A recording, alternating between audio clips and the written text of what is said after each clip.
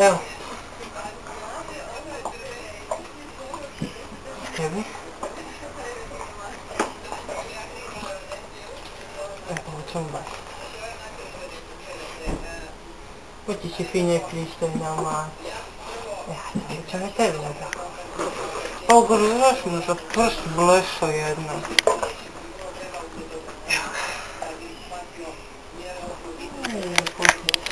Kak su one, ovo dolje dobra.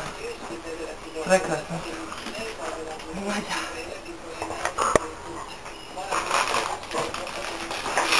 Ja ne znam, no smijemo još, smiješ malo.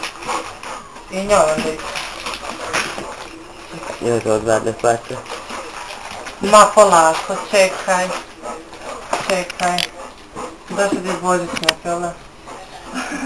To je najjače kad se dođe s vrećicama iz duša. Pa molim lijepo. Trpit ćeš se, viš kako se ona trpi. Idi Boris, prekrišno.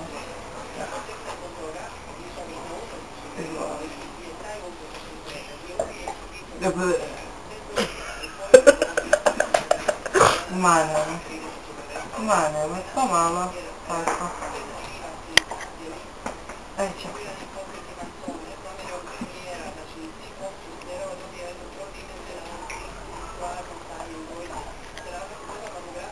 Pa ne mogu vas pratiti. Evo ti vidi.